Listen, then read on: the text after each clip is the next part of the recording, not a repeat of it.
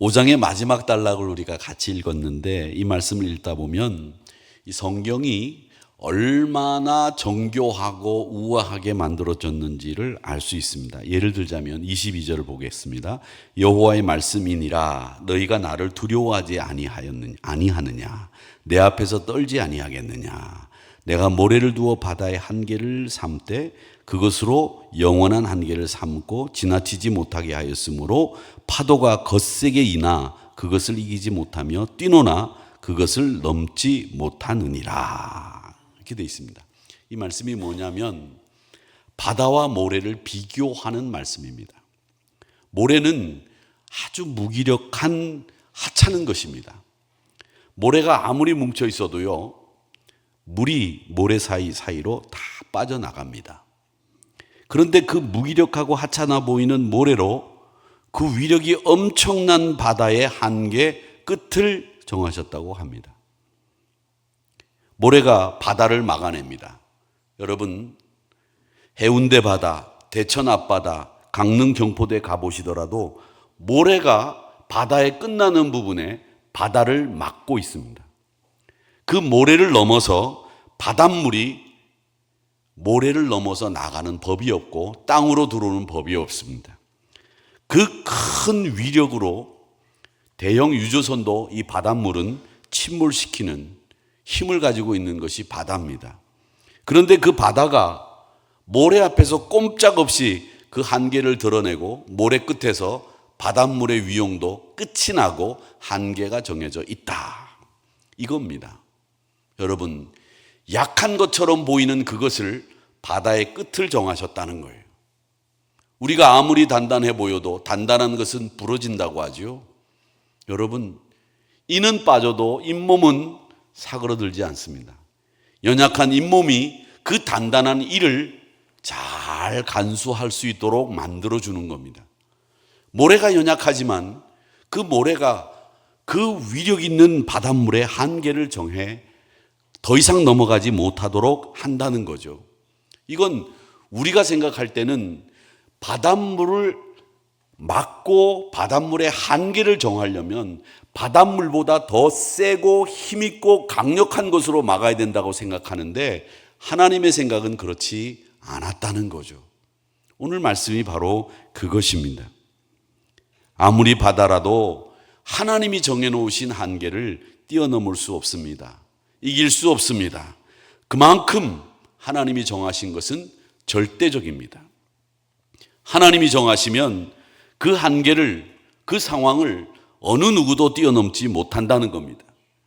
하나님이 정하시면 그게 절대고 하나님이 정하시면 그걸 이길 수가 없는 겁니다.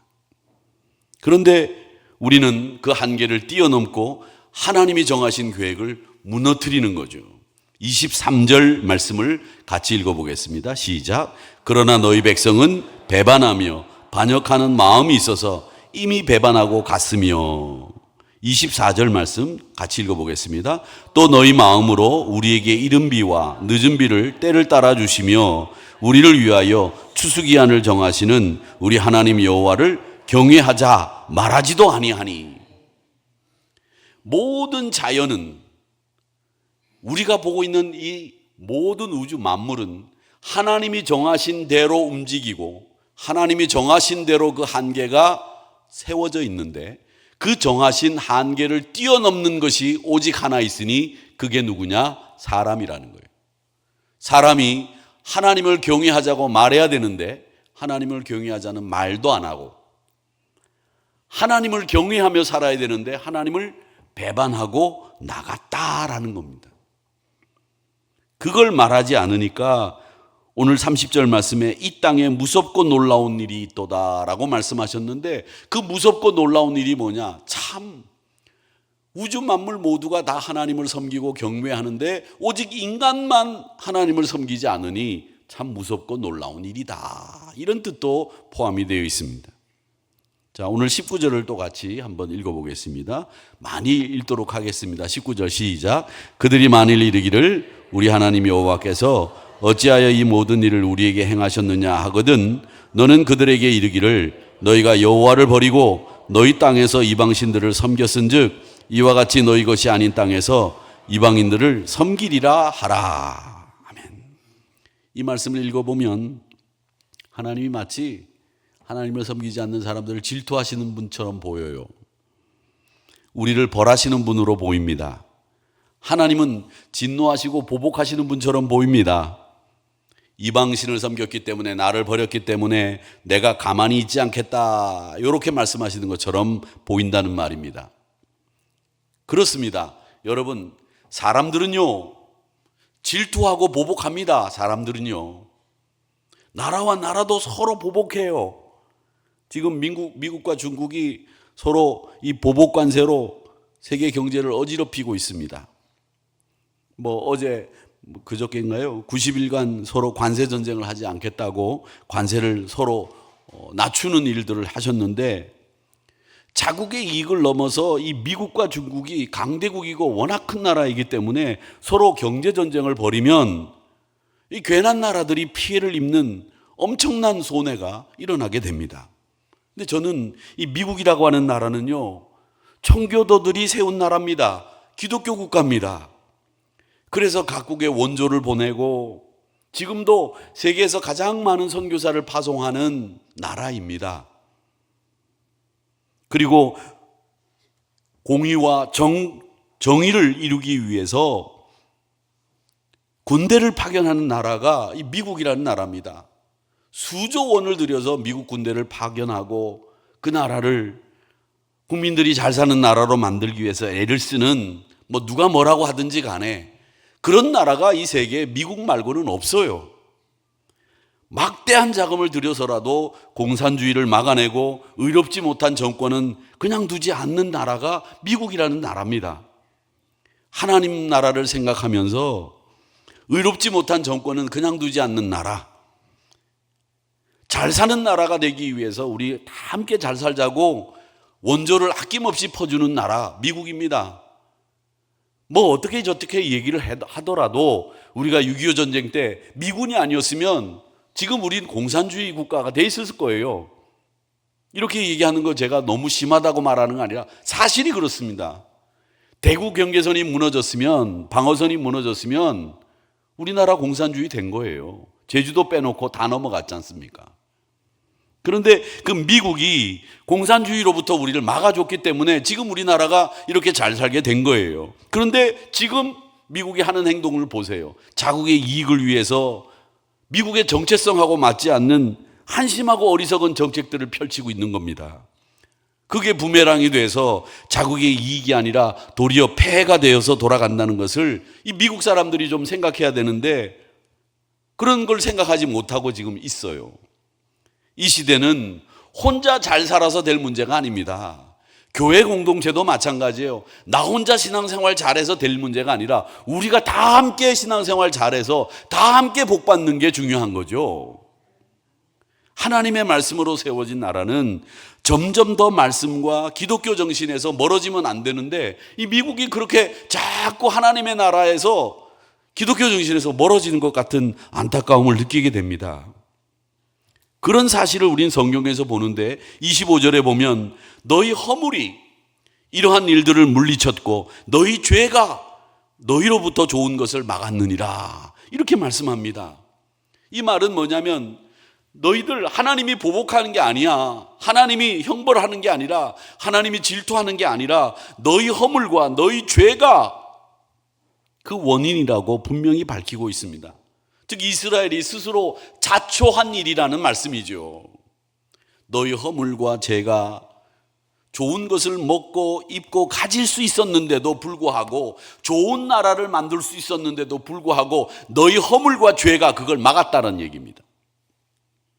여러분, 그렇기 때문에 우리는 하나님이 시기하고 질투하고 벌을 주시는 분이라 우리가 이렇게 어려움 당한다 말하지 말라는 겁니다. 우리가 그렇게 했다는 거죠. 우리가 자초했다는 거죠. 미국이 관세 정책을 펼쳐가지고서 중국에서 오는 수입품에 500%, 200% 관세를 물리니까 자기네들이 만들어내는 아이폰이라고 하는 것이 다 중국 공장에서 나오는 거라고 하잖아요. 그래가지고 자기네들이 쓰는 그 핸드폰을 사는데 100만 원이면 사는 걸 150만 원 주고 사게 생겼다잖아요.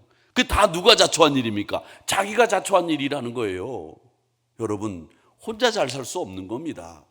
혼자 잘 살라고 해서도 안 돼요. 지금 세상이 어떤 세상인데요?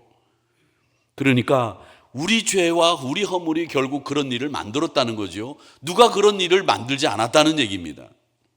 회의를 하다가 보면, 또 사람들과 말을 하다 보면 좋은 이야기를 좋게 이야기하는 분들을 만날 수 있습니다. 좋은 이야기를 더 좋게 이야기하시는 분이 계세요. 그런데 좋은 이야기도 기분 나쁘게 하시는 분들이 참 많아요. 좋은 이야기도. 저는 그런 분들을 볼 때마다 참 생각은 건전한데 좋게 이야기할 줄 아는 능력을 갖추었으면 참 좋겠다, 이런 생각을 합니다. 그런데 그런 좋은 이야기도 좋게 이야기하지 못하는 분들이 대개 뭐냐면 시기와 질투, 그리고 남보다 내가 뒤처지고 부족하다는 생각에서 항상 좋은 이야기도 좋게 말하지 못하고 상대방을 깎아내리고 자신을 보호하려고 하는 말을 합니다. 성도들은요, 나쁜 이야기도 좋게 이야기할 줄 아는 사람이 되셔야 됩니다. 우리는 하나님을 좋게 해드리는 성도들 아닙니까?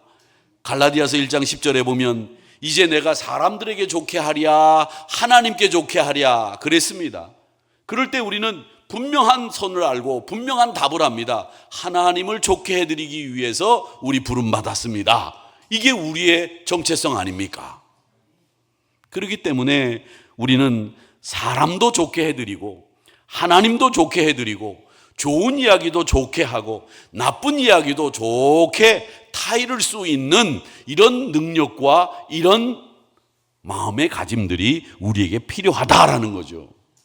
그런데 우리가 우리 허물과 우리 죄도 찾지 못하고 그것으로 하나님으로부터 오는 좋은 것들을 막고 하나님으로부터 멀어지게 하는 이런 일들이 우리 주변에서 일어난다는 거죠. 예레미야 선지자가 말하는 오늘 이 말씀이 그 내용입니다. 우리 마음을 항상 잘 가꾸고 다듬으셔야 됩니다. 이 마음이라고 하는 녀석은 잘 보이지가 않아서 내 생각하는 대로 이 마음이라는 녀석이 말이죠, 막 굴러가가지고 엉뚱한 데 딱 가 있을 때가 있어요. 그럴 때 여러분 마음을 딱 끄집어내서 하나님의 말씀에 순종하고 좋은 것을 좋게 이야기할 수 있는 마음가짐으로 우리 마음을 항상 정비정돈하셔야 됩니다. 그게 우리에게는 필요한 일입니다. 시기와 질투 같은 거, 자기 방어와 열등감 같은 거, 이런 거는 우리들이 꼭 해결해야 되는 문제입니다. 우리가 스스로 이런 것 때문에 자초해서 신앙에서 멀어지거나 하나님으로부터 멀어지거나 말씀에 경청하는 이 귀를 닫아버리는 일이 없도록 여러분 항상 하나님으로부터 좋은 것이 옴을 믿고 그 하나님을 바라보면서 좋은 것을 좋게 말하는 여러분들이 되시고, 하나님이 시기하고 질투하고 보복하시는 분이라 이런 생각은 하지 마시기를 주님의 이름으로 축복합니다. 또 하나 재미있는 표현이 나옵니다. 26절을 한번 읽어보겠습니다. 시작. 내 백성 가운데 악인이 있어서 새 사냥꾼이 매복함같이 지키며 덫을 놓아 사람을 잡으며. 아멘. 우리 가운데 이 신앙생활을 하면서 꼭 우리 하누리 교회에서는 저는 그런 분을 본 적은 없습니다만은, 제가 전에 목회하던 데 가서 이제 제가 목회를 할 때 가보니까 항상 누군가 열심히 하면 그 열심히 하는 사람을 못하게 막는 분이 있었어요. 야, 그렇게 해봐야 소용없다. 목사가 뭐 너 좋아할 줄 아냐? 저 목사 말이지, 그렇게 해봐야 너 안 좋아해. 그만둬. 이렇게 얘기해요. 아, 목사가 좋아하고 안 좋아하고 어디 있어요? 우리 교회 성도라면 다 좋아하지. 그렇게 얘기를 하더라고요. 또 교회 공동체 안에 보면 말이죠, 항상 자기가 안 됐다고 남도 안 될 거라고 생각하시는 분들이 계세요. 야, 내가 해보니까 그거 안 돼. 야, 그러니까 너 그거 하지 마. 자기 실패를 일반화하는 거예요. 내가 안 된 것은 남도 안 될 거라고 하는 왜곡된 확신을 가진 분들이 이런 말을 해요. 근데 교회 공동체 안에 정말 나쁜 분들이 이런 분들이에요. 실패한 기억이 너무 강해서 다른 사람도 실패할 거라고 부정적인 시각도 한몫하는 겁니다. 여러분, 우리 믿음의 사람들은 항상 믿음의 사람들은 하나님을 바라보고 소망 중에 있는 사람들인데 이 다른 사람들의 열정을 꺾어버리는 거예요. 그러면서 자기 실패한 걸 정당화시키고 자기 실패한 걸 일반화시키고 그 사람의 열정도 소용없다는 식으로 말해버려서 온 공동체를 소망 없는 공동체로 만들어버리는 이런 사람들이 꼭 있다는 거예요. 그 사람은 실패했어도 너는 성공할 수 있을 거야. 이렇게 이야기해야 맞는 거죠. 안 그렇습니까? 가능성을 열어놓고 우리가 주의 일을 하는 거고 가능성을 열어놓고 하나님 나라를 세우기 위해서 가는 건데 이 가능성을 다 막아버리는 일들을 하는 사람들이 있다는 거죠. 그렇게 믿음을 회파하는 사람들이 이스라엘 안에도 있었다는 얘기입니다. 네 가운데 악인이 있어가지고 새를 잡는 새사냥부처럼 덫을 놓고 지금 기다리고 있는 사람이 있다는 거예요. 그런 사람들이 공동체 안에도 있다. 너희들이 있다. 그런 얘기를 합니다. 사랑하는 성도 여러분, 여러분들이 혹시 새를 잡기 위해서 덫을 놓고 사람들이 걸려 넘어지기를 기다리는 그런 마음 가지고 계시지는 않지요?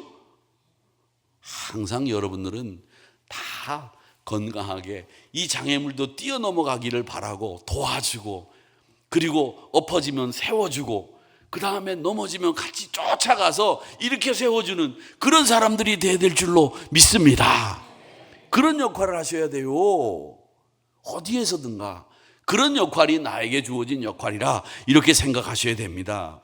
우리의 소망이 어디서부터 왔습니까? 우리의 소망은요, 내 능력이나 내 지위나 내 생활이 편하고 내가 돈이 많아서 소망이 있는 게 아니에요.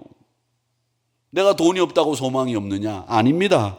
내 소망은 어디서 오는지를 여러분들은 분명히 아셔야 됩니다. 시편 62편 5절을 같이 읽어보겠습니다. 같이 읽어봅니다. 시작. 나의 영혼아 잠잠히 하나님만 바라라. 물은 나의 소망이 그로부터 나오는도다. 아멘. 여러분의 소망이 하나님으로부터 나와야 되는 거지요. 돈이 있다 없다 해서 소망이 결정되는 게 아니에요. 내가 건강하고 건강하지 못해도 내 소망은 오직 하나님께로부터 나오는 거지요. 이런 확신이 있어야 됩니다. 이런 확신을 가지고 신앙생활 하셔야 됩니다.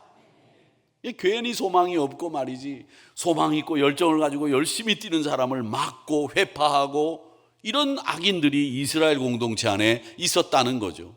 그걸 예레미야 선지자는 지금 말씀하고 있습니다. 자, 이 땅에 무섭고 놀라운 일이 있다고 30절 말씀에서 이야기하고 있는데 이 무섭고 놀라운 일이 뭐냐? 23절 말씀을 보겠습니다. 23절에 보면 그러나 너희 백성은 배반하며 반역한 마음이 있어서 이미 배반하고 갔으며 이렇게 되어 있습니다. 이게 무섭고 놀라운 일 첫 번째 얘기예요. 하나님을 경외하자고도 말하지 않고 배반하고 하나님을 버리고 도망가고, 그리고 31절 말씀에 보면 무섭고 놀라운 일을 또 설명합니다. 뭐라고 얘기하느냐? 선지자들은 거짓 예언하고 제사장들은 자기 권력으로 다스리고. 이게 무섭고 놀라운 일이라는 거예요. 그런데 여러분, 더 무섭고 놀라운 일이 있습니다. 이 말씀을 보면 선지자들은 거짓말하고 제사장들은 자기 권력으로 백성들을 다스리는데 더 무서운 일이 있어요. 뭐냐? 그 밑에 있는 말씀이 더 무섭고 놀라운 일이에요. 백성들이 그걸 잘못된 거라고 생각하지 않고 그걸 어떻게 여긴다? 좋게 여긴다는 거예요. 말이 됩니까? 왜 좋게 여기겠어요?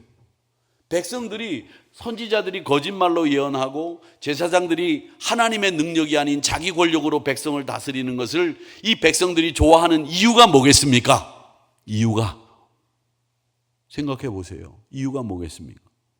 자기에게 유리하니까. 선지자들이 거짓말하는 게 자기 마음에 드니까. 제사장들이 자기 권력으로 백성들을 다스리는 가운데 자기에게 이익이 생기니까 백성들이 어떻게 해요? 좋게 여긴다는 거예요. 백성들이 거부하지 않는 거죠. 그게 유리하고 이익이 되기 때문에 그렇습니다. 사람들은 이렇게 자기 앞에 이익이 되고 유리하면 거짓도 좋다고 하고 하나님의 능력이 아닌 제사장의 권력으로 다스리는 것도 박수치고 있다는 거예요. 세금 깎아주면 무조건 좋다 그러고 돈 나눠준다 그러면 무조건 좋아하고, 그게 마땅한 일이 아니라는 거예요. 정말 더 좋은 게 뭐냐?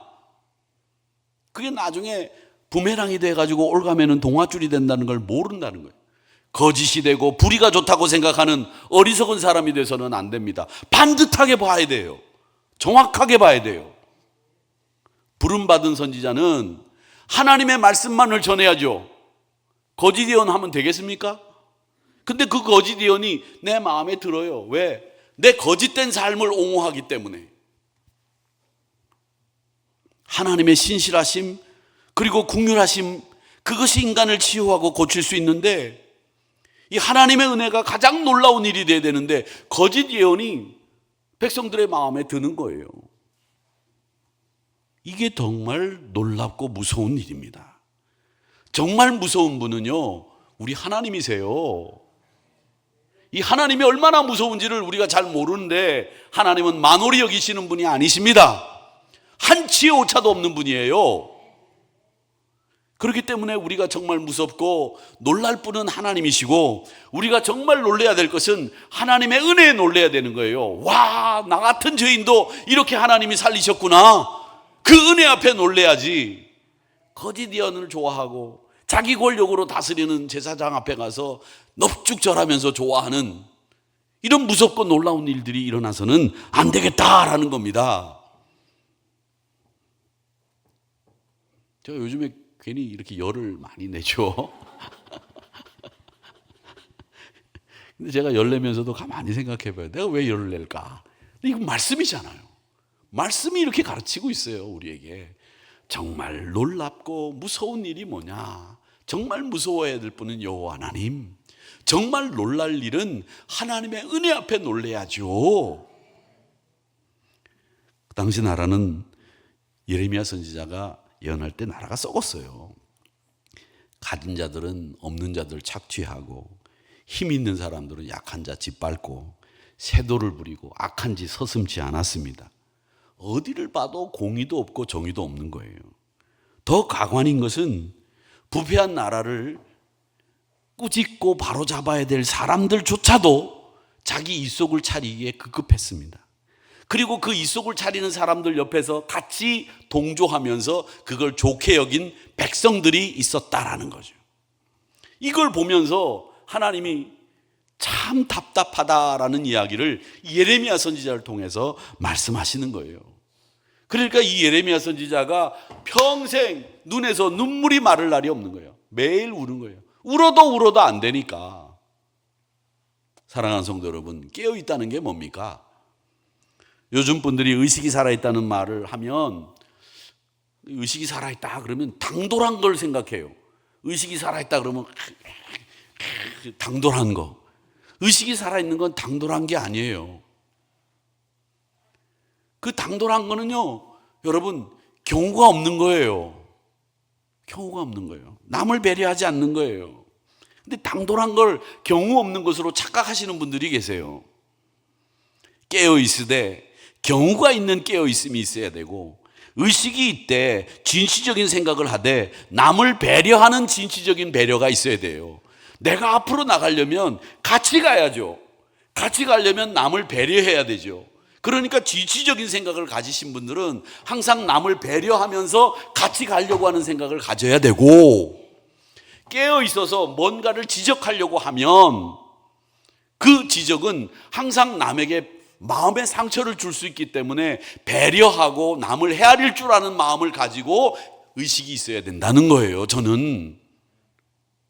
그런데 의식이 있다 그러면 남 상관 안 하고 자기 생각하는 대로 그냥 경우 없이 말하고, 진취적이고 앞으로 나가려고 하면 남 배려하지 않고 지 혼자 가려고만 하는 이런 깨어있음과 진취적인 것에 우리가 너무 많이 지쳐버렸다는 거예요. 한국 사회가 지금 그렇거든요. 그러니까 여러분 분명히 아셔야 됩니다. 깨어있음과 진취적인 길에는 항상 남을 배려하고 남의 마음을 헤아릴 줄 알며 같이 갈 수 있는 이런 생각을 가지고 말하고 행동해야 그게 정말 깨어있는 거고 정말 그게 진취적인 것이다 라는 거죠. 앞으로 가야 됩니다. 또 그리고 우리가 같이 가려면 항상 이 일을 위해서 돕는 손길이 있어야 되잖아요. 오늘 이 시대에 우리에게 적절한 말씀을 이 예레미야 선지자가 하시고 있습니다. 사랑하는 성도 여러분, 이 시대에도 무섭고 놀라운 일들이 있습니다.